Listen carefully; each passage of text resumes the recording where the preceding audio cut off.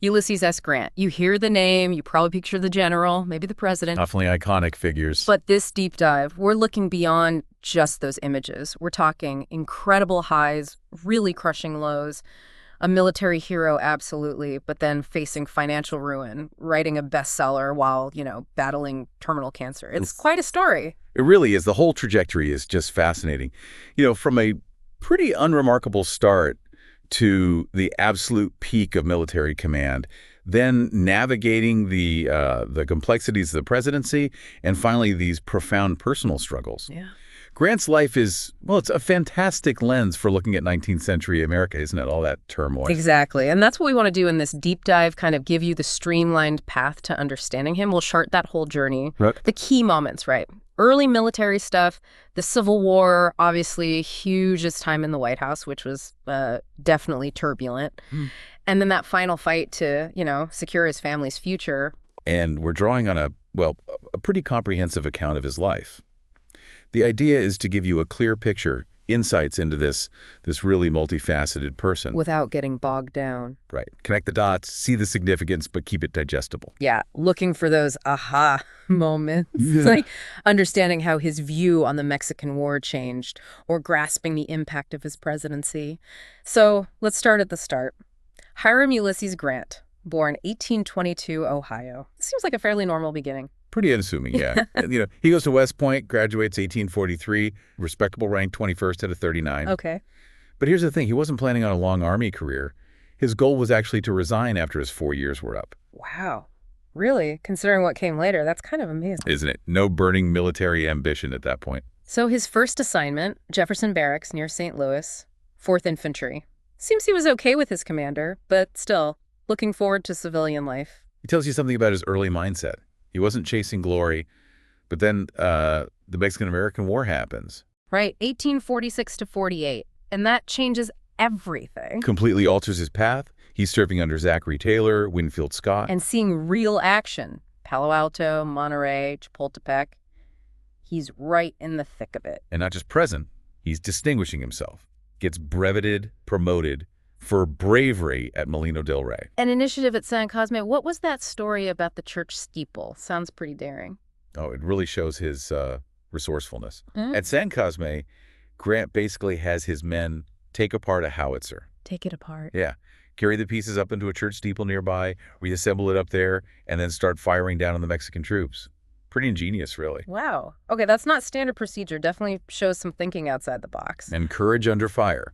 He earned those promotions. So clearly he's building this solid military record and maybe starting to think, okay, maybe this Army thing isn't so bad. Exactly. He's watching Scott, watching Taylor, learning about leadership.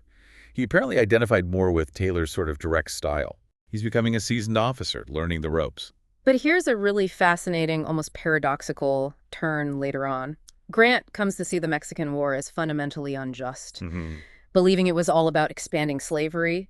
He even saw the Civil War as, divine punishment for it. That's a massive shift, isn't it? It really is. It shows a capacity for moral reflection, moral evolution, you could say. He served, did his duty as he saw it then, but later looked back really critically at the whole thing. That developing moral sense seems pretty key to understanding him later, especially regarding the Confederacy. Absolutely. It informs his later actions. So after Mexico, he stays in, gets promoted to captain in 1853, but then comes a really difficult chapter for him. Stationed out in California, Fort Humboldt, far from his family. Right. And that separation seems to have hit him hard. This is when his struggles with alcohol really surface. Leading to a reprimand and then his resignation in 54. The record mentions intemperance. Yeah, it's a crucial period to understand. He's facing real personal demons and that isolation. It clearly took a toll, a big setback for his career at that point. And the years that followed were, pretty rough, right? Civilian life wasn't easy. Not at all. Back in St. Louis, constant money problems. He tries farming at hard scrabble. His wife, Julia, called it an unattractive cabin, apparently. Ouch. Yeah, doesn't work out. He even has to pawn his gold watch one year just to buy Christmas gifts during the Panic of 1857. Man, that paints a picture. Such a contrast to his military competence. Totally. Tried farming, tried being a bill collector. Yeah. Just couldn't seem to catch a break. It shows, how skills in one area don't always translate. And during this time, he briefly owned a slave, William Jones, from his father-in-law. He did. But, and this is significant, He freed him. yes, in 1859, even though Grant himself was struggling financially, he manumitted Jones. Could have potentially sold him for like $1,000, which was a lot then. Suggests some kind of moral conflict with slavery even then, doesn't it? It certainly points to an ethical discomfort, yeah, predating his big public stance during the war. And even trying to get a job as a county engineer failed, supposedly because he was seen as having Democratic leanings. Yeah, possibly through his father-in-law's connections. It just seemed like one setback after another. Really underscores how low things were for him right before the Civil War, almost down and out.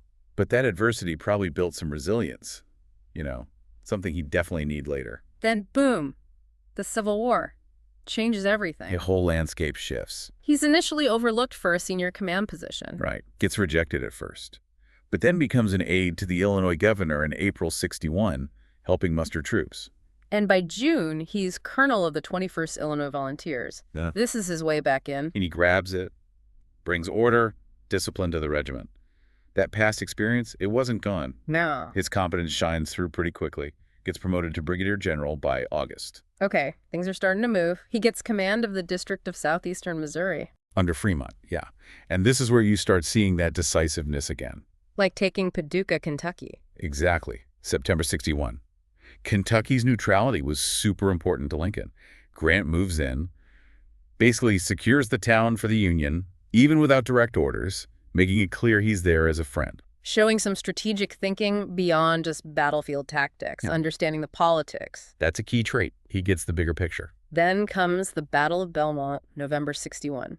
Kind of a mixed bag. Yeah, not a clear win. They took the Confederate camp initially, but had to pull back. Yeah. But really important combat experience for his volunteer troops. Kind of a baptism by fire. Exactly. Test them out, let Grant see what they could do under pressure. A necessary step. And then early '62, the big ones, Forts Henry and Donelson. Ah, yes. First major Union victories. Huge morale boost. Captures over 12,000 Confederates. And that famous demand, unconditional and immediate surrender. That line just electrified the North. After so many setbacks, Grant's blunt demand, it was powerful. Earns him the nickname, right? Unconditional Surrender Grant. Yep. And a promotion to Major General. Well-deserved. Unconditional surrender. Great moniker. But it wasn't all smooth sailing. Shiloh, April '62. Oof. Shiloh.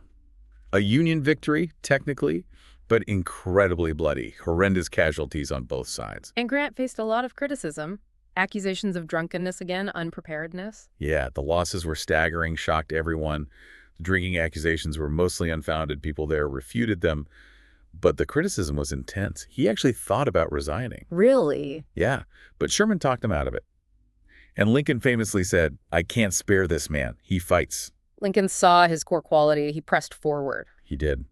Which leads us to Vicksburg. Absolutely critical campaign. Taking Vicksburg meant controlling the Mississippi, splitting the Confederacy. Hugely important strategically. Lincoln initially favored McClernand for the command, interestingly. Oh, but Grant got it. Grant got it. And his leadership there was, well, brilliant. Bold maneuvers, adapting. Yeah. It's still studied today. And during this campaign, he made that decision about escaped slaves, right? Letting them into Union lines. Yes, the contraband camps. A pragmatic move. Chaplain John Eaton helped manage them. Freed slaves ended up contributing to the Union war effort, working on plantations, things like that. This period also includes that really unfortunate incident, General Order Number 11. Ah, yes. December 1862, ordering the expulsion of Jews as a class from his military district. A terrible order. Lincoln rescinded it quickly. Thank goodness. It was deeply discriminatory. Grant himself later called it a major mistake, something he deeply regretted. A significant stain, no doubt, shows how even great figures can have serious flaws, reflect the prejudices of their time. Absolutely. His later efforts to make amends, appointing Jewish people to office, are important context, too. So after that grueling siege, Vicksburg finally surrenders, July 4th, 1863. Huge day for the Union. Monumental victory. Splits the Confederacy, cemented Grant's reputation as the top general in the West. And by this point, his own views are aligning more with the radical Republicans. Aggressive war, emancipation. Definitely. He saw that ending slavery was central to winning the war and remaking the country. Okay, so Vicksburg falls. What's next? Chattanooga, November '63. Another big Union win under Grant at Missionary Ridge. Clears the way into the Deep South. Right. And that leads to his biggest promotion yet. March 1864, he's made lieutenant general. Commander of all Union armies. Only Washington held that rank before him. It's a massive recognition of his success. And he develops this really strong working relationship with Lincoln. Lincoln trusts him, basically lets him run the war his way. Which leads to the Overland Campaign in '64 against Lee. A brutal, relentless campaign. Grant's strategy was just to keep hitting Lee, grinding him down, stop him moving troops. Constant pressure. But incredibly costly. Battles like Cold Harbor. Devastating Union losses. Horrific casualties. Grant later said he deeply regretted the final assault at Cold Harbor. Just a slaughter. Even with those losses, though, the strategy was about attrition, right? Wearing Lee down. Exactly. Keep the pressure on, deplete their resources.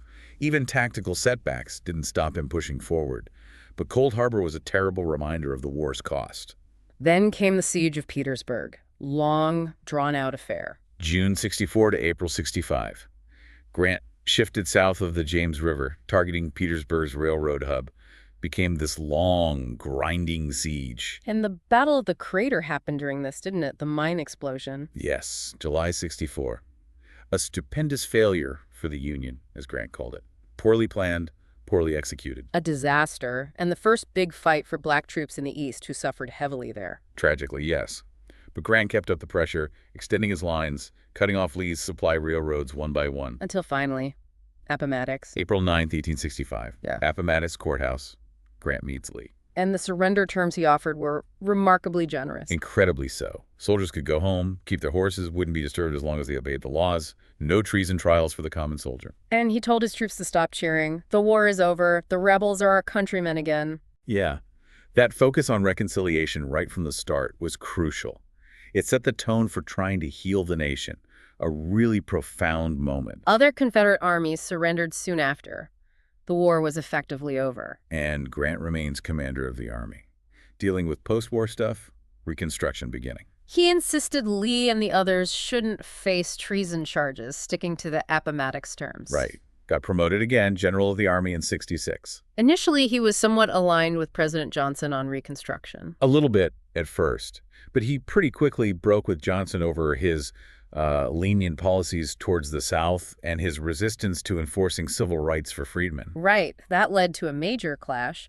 Grant even briefly served as acting Secretary of War when Johnson tried to fire Stanton. Which put him right in the middle of the fight that led to Johnson's impeachment. And made him incredibly popular with the radical Republicans. His stock soared. A presidential run seemed almost inevitable by then. And sure enough, he gets elected in 1868.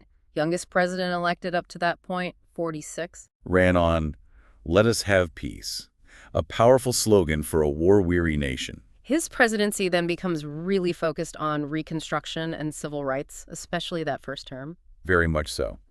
He supported congressional Reconstruction, pushed for the 15th Amendment voting rights, regardless of race. Which was ratified in 1870. Right. The Union is fully restored under Grant. He signs laws protecting black rights, serving on juries, holding office in D.C., creates the Department of Justice specifically to go after the KKK. And he went after them hard, didn't he? Yeah. The Enforcement Acts. Vigorously enforced them. Succeeded in crushing the Klan, at least for a time. Yeah. By the early 1870s, black men voted in record numbers in the South during this period. It was a major effort. And trying to make up for General Order Number 11, he appointed quite a few Jewish people to federal posts. Over 50, yeah.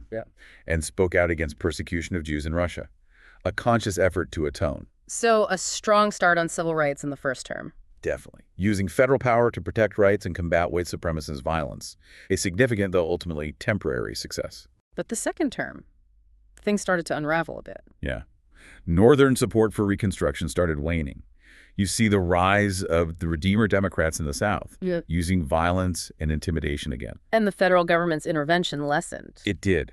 Grant's administration faced headwinds, Northern apathy, the big economic crash, the Panic of 1873, and then all those scandals. Great. The scandals really hurt. Made it harder to maintain political support for Reconstruction. By 1875, Redeemers controlled most southern states. And the Compromise of 1877, after Grant left office, basically ended Reconstruction, led to Jim Crow. A tragic reversal. The initial progress was rolled back. A really painful chapter. Beyond Reconstruction, what else marked his presidency? Well, he initially stabilized the post-war economy, created the first Civil Service Commission trying to curb patronage, signed the bill establishing Yellowstone National Park, the first national park. Yellowstone, right. His Native American policy, the peace policy, aimed for assimilation. Appointed Ely Parker, a Seneca man, as Commissioner of Indian Affairs. But the policy was flawed, undermined, still lots of conflict. The Great Sioux War happened during his second term. And foreign policy. Relied heavily on his Secretary of State, Hamilton Fish. Big success was the Treaty of Washington in 1871, peacefully settling the Alabama claims with Britain through arbitration. That was huge. Landmark diplomacy. Tried to annex Santo Domingo, but the Senate shot that down. Handled the Virginius affair with Spain peacefully. And got that trade treaty with Hawaii that gave the U.S. land for Pearl Harbor later on. But those scandals you mentioned, they really plagued the second term. Across multiple departments. Yeah. Gold corner conspiracy, whiskey ring, stuff in the Interior and War Departments. Congress investigated heavily. Was Grant personally corrupt? Most historians agree Grant himself was honest. But his loyalty to friends, maybe a lack of judgment in appointments, allowed corruption to fester around him. That damaged his reputation. And the Panic of 1873 didn't help. Long economic depression followed. Exactly. Weakened his administration further, Democrats took the House in '74. A tough second term. So after leaving office in 1877, what did he do? Undertook this amazing world tour. First ex-president to circumnavigate the globe.